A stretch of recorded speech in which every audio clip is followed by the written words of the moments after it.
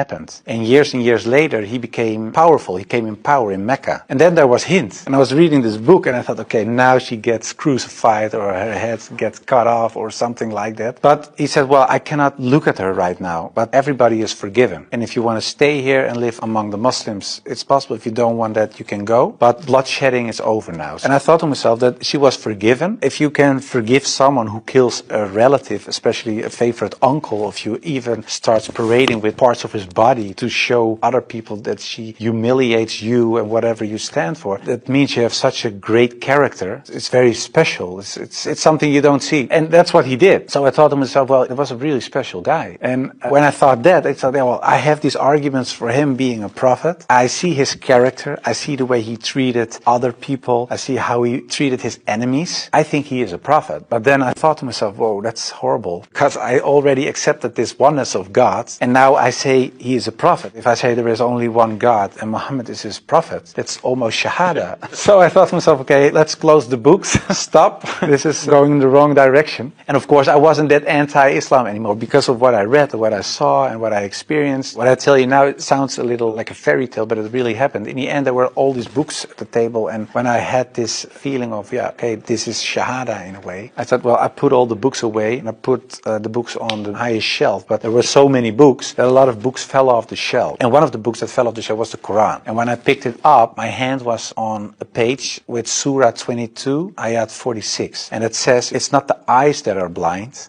but the hearts. And I thought to myself, that really is my problem, because it wasn't the eyes. I really could see what I written down myself. Nobody forced me to write this book. Nobody said you have to write this or that. I started writing myself and I could see it with my own eyes, but I still couldn't accept the fact that I said he is a prophet. There is this one God. I just couldn't. So it wasn't my eyes that were blind, but it was really my heart. I couldn't accept it. I think my nafs or my nefs or whatever, my ego, I couldn't accept it. And I said, well, God, I don't care if it's the God from the Bible or the Quran, give me a sign or something so that I 100% sure know this is the way. And I went to bed, but when I woke up, I felt very secure in myself. I really felt very secure. I've never been more secure about anything else. The whole anxiety or the whole doubting issue, it disappeared like snow for the sun. And I thought to myself, well, I think I'm a Muslim. Well, and then of course I had to tell other people. What was the reaction of the people around you when you became Muslim? Most of them were very negative, of course. For a lot of people, especially some uncles and aunts, it was kind of a shock. They heard it when it was on the news. I told my mother, and my mother started crying. And my wife was pretty open. Yeah, she was very cool about it. She said, well, if Islam is what you really believe and that's in your heart, who am I? And yeah, some people from my old work were really aggressive. I got over 2,000 death threats from people who used to support me, of course.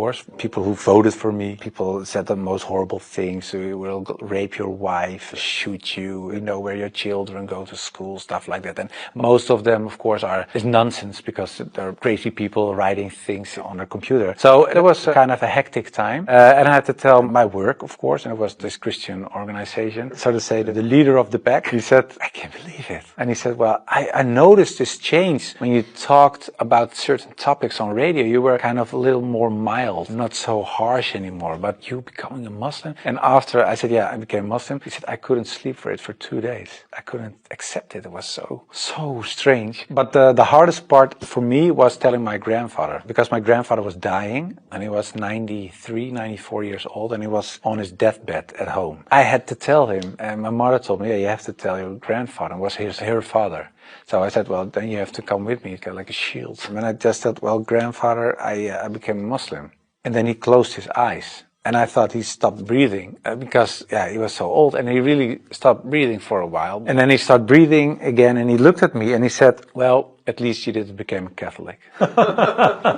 So it was very funny. The last thing, and my old boss from the radio, he said, well, but how do we know that you're not becoming Hindu one day or something else?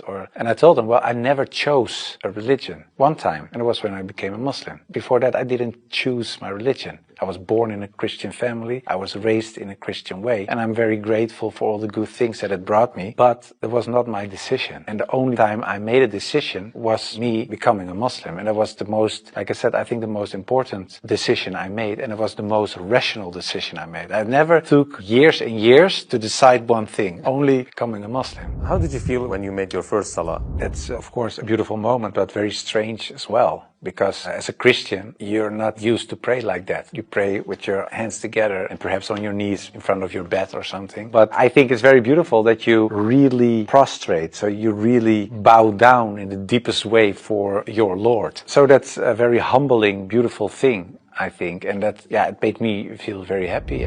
What were the three biggest challenges you faced when you converted to Islam? Well, becoming a Muslim, of course, was a big challenge because I had to tell the world and family, and that was a big challenge. The part of thinking that it would be very hard to become a Muslim, because especially as a Protestant Christian, there aren't so many things you have to do in a religious sense. As a Muslim, in terms of practice, so it is required to pray 5 times a day. It's required to eat in a certain way. It is required to think in a certain way. You have to be the best in a way every moment because of your relation with your Creator, and because of the fact that you have to pray 5 times a day. It's a constant reminder in a way of the Creator, so that makes you much more aware of the fact that you have a Lord than as a Christian. That's how I experienced it. And I thought to myself, whoa, 5 times a day praying, I cannot do this, I cannot do that, I have to do so that made it hard in the head. But after I became Muslim, it wasn't hard at all. Are you raising your kids as Muslims? Well, you try, of course. I don't know, when you're really raised as a Muslim, I think it's a very difficult job, especially in these times. Of course, when I married, I wasn't a Muslim. You promise in a way that you raise your children as Christians. So after I became Muslim, I'm not raising my children as Christians, of course. If the kids have questions about Christianity, they ask my wife, they get Christian answers. And if they come to me, they get Islamic answers. But most of the time, they ask your father. And my wife cooks halal for everybody, so that's very sweet. She says, well, I'm not going to cook 5 meals,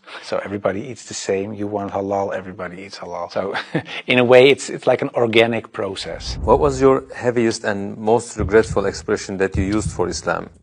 I think Islam is a lie, because that's something I used to say. Islam is a lie, the Quran is poison. But when I said Islam is a lie, that's the whole religion and everything that comes with it. So that's like the highest level of jahiliyyah in a way.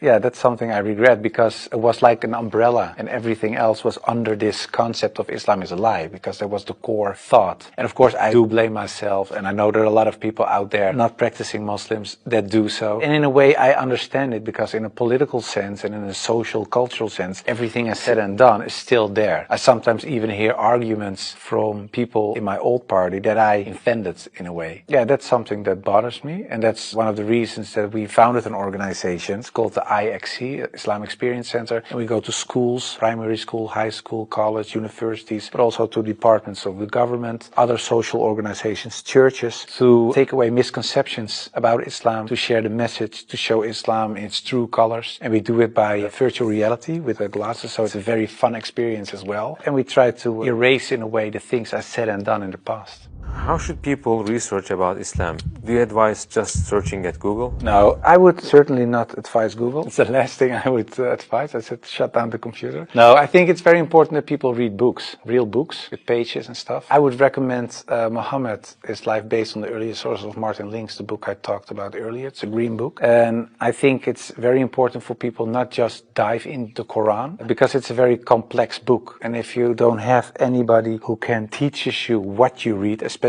most of the people who don't know anything about Islam are not fluent Arabic, classic Arabic speaking people. So you will read an interpretation of the Quran or a translation, and most of the time that's not the real deal, of course. So I would advise people just to study the Sirat, study the character and the life of the Prophet, because that's what the tradition teaches us as well. His life was the Quran. He was the living Quran in a way. Just study his Sunnah, and I think that is the best way of discovering Islam. What would you like to say as your final comments? I became much more happy after I became Muslim. So I would like to invite everybody to become Muslim, just because it brings peace to your soul and peace to your heart. It is the truth. It resonates with heart and soul. At least look at it from an Islamic perspective. Try to read and study the life of the Prophet. Try to understand what the Muslims believe. Not so much the behavior of Muslims, because there are a lot of Muslims that don't live like Muslims, including myself. I don't always live live like a Muslim, and should, we all do, but you should look at the example of all examples, and it was the Prophet. And if you study his life, perhaps you find guidance that leads you to